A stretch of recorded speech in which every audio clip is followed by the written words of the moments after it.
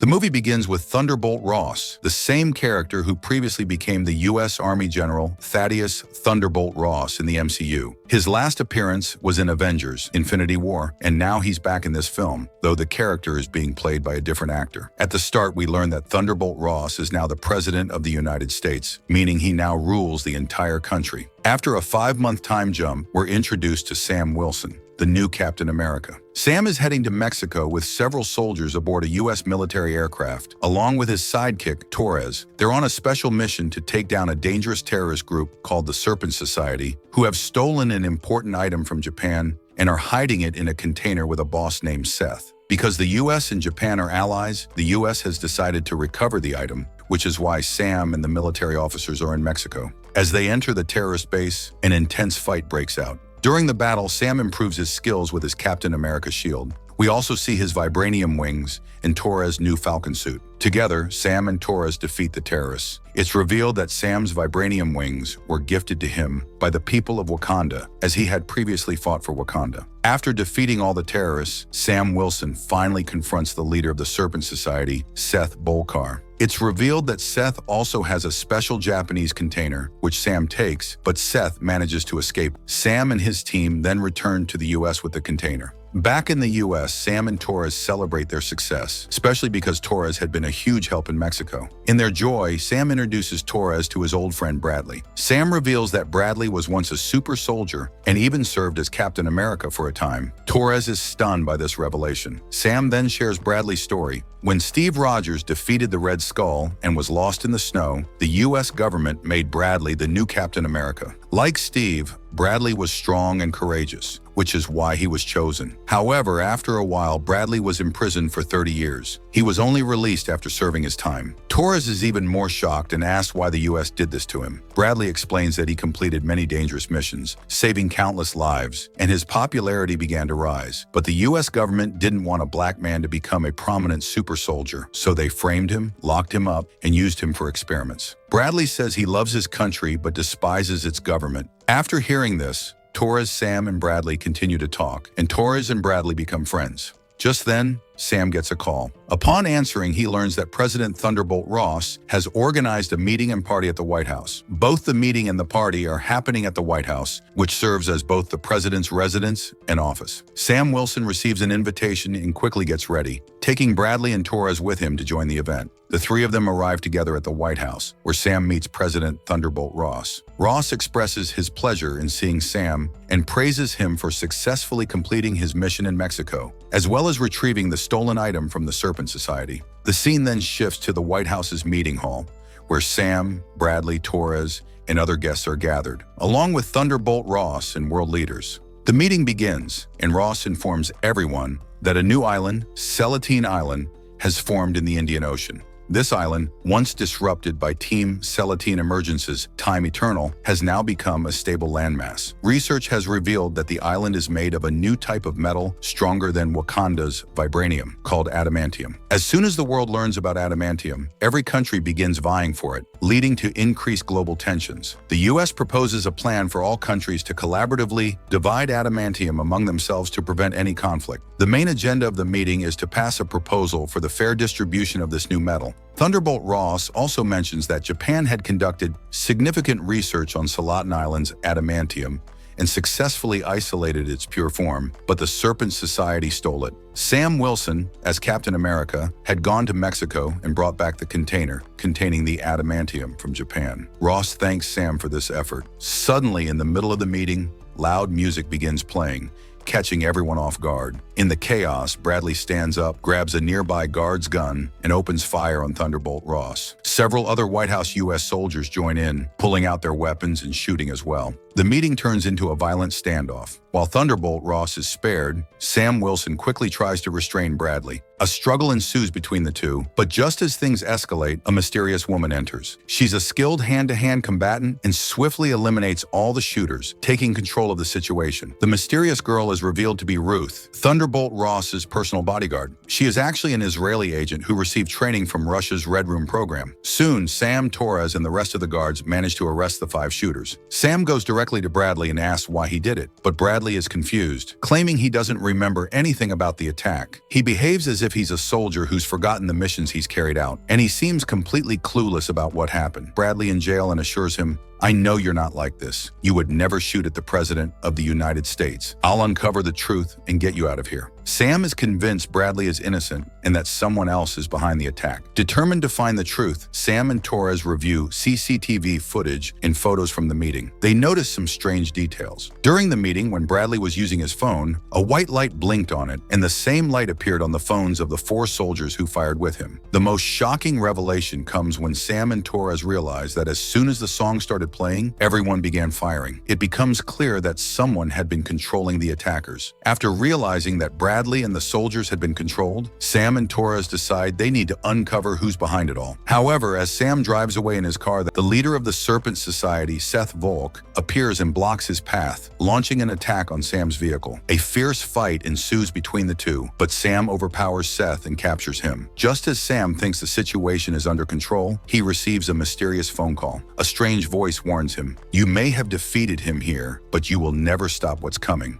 Sam quickly heads to Torres and asks him to trace the call. They discover that the call came from an old government facility located deep in a deserted forest. Without wasting any time, Sam and Torres prepare to investigate. When they arrive at the facility, they realize it was merely a cover-up for something much more significant. As Sam and Torres enter the secret research lab, they discover that it's actually a place where illegal experiments have been taking place. And all of this has been orchestrated by none other than Thunderbolt Ross. These experiments have been ongoing since his time as an Army general. As they investigate the lab, they encounter a new character, Samuel Stearns, who has now transformed into the leader. Sam and Torres are shocked by his appearance. His brain is enormous, completely green, and his head looks strangely deformed. Sam, filled with anger, demands to know who he is and why he's doing all this. He also accuses him of being responsible for the attack on the president. The leader, with a slight laugh, introduces himself. "My name is Samuel Stearns. I was once a scientist. When Bruce Banner came to me for help, a few drops of his gamma-radiated blood spilled into my body. That's when my brain became super intelligent. Now, I'm not just smart, I'm the most intelligent person in the world."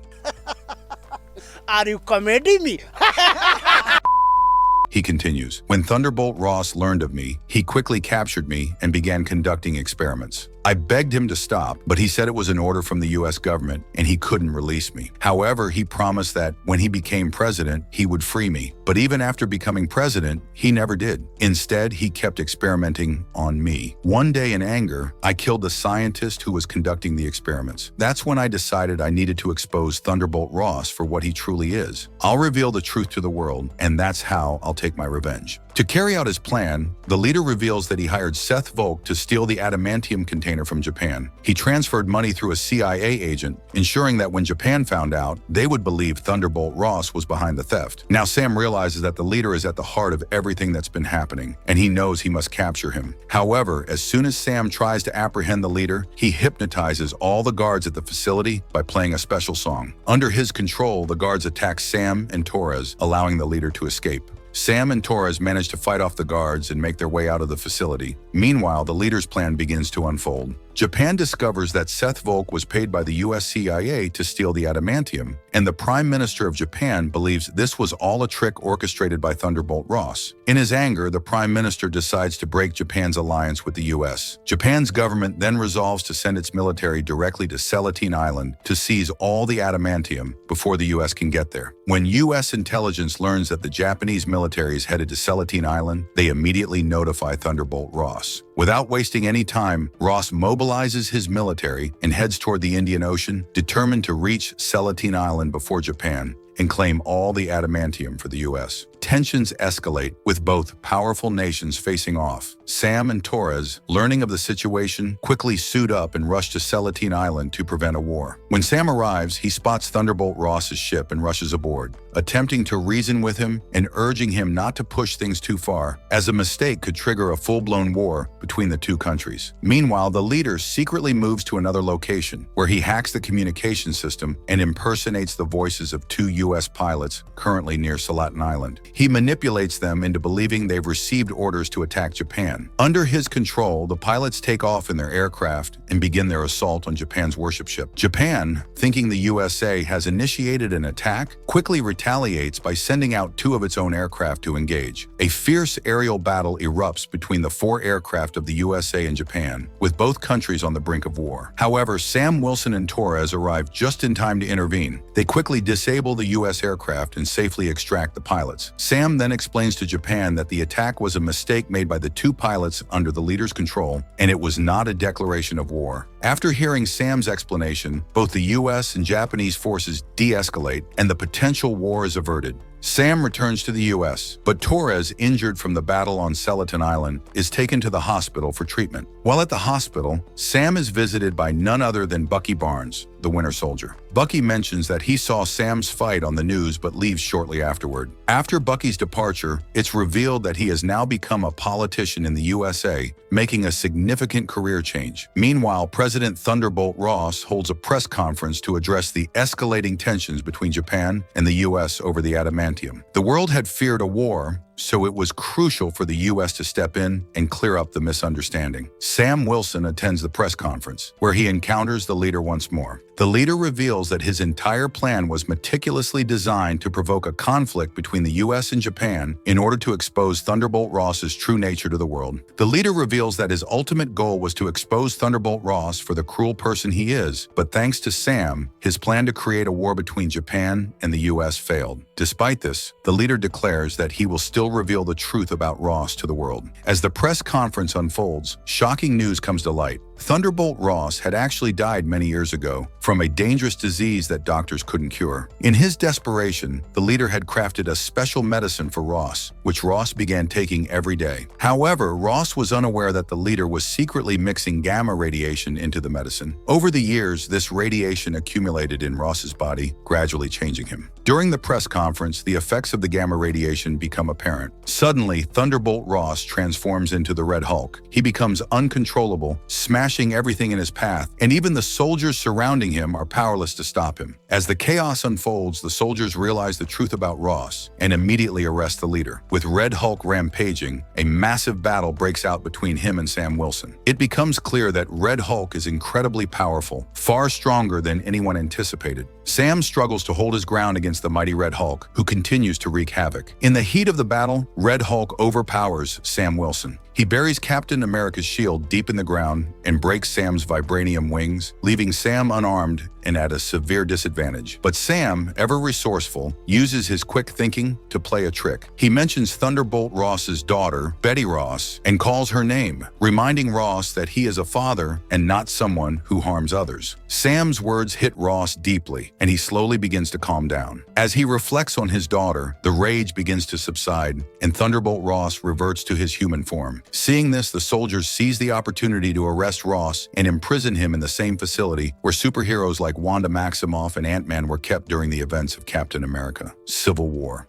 A few days later, Betty Ross arrives at the prison to visit her father. Their meeting is emotional, with Ross overwhelmed with happiness at seeing his daughter after everything that had transpired. After Sam Wilson successfully proves that the leader was behind the attack on Thunderbolt Ross, he takes action by freeing Bradley from prison and bringing him along. The story seems to reach a resolution, but the post-credit scene reveals a chilling twist. In the post-credit scene, the leader is locked up in the same prison as Thunderbolt Ross. Sam Wilson visits him, and the leader warns him of a looming threat. He reveals that while Sam may think everything is under control, this is only the beginning. The leader claims to have foreseen every possibility in his mind and knows that greater dangers are coming. Dangers Sam won't be able to stop. Sam, clearly concerned, asks, "Who's coming? What are you talking about?" The leader, with a sinister smile, replies, "Do you think your world is the only one in this universe? The truth is, there are other worlds, other universes, and the beings from those worlds are coming here. Let's see how you save your world." With this cryptic warning hanging in the air, the movie ends, leaving viewers wondering about the looming threats from other universes and what Sam Wilson and his allies will face in the future.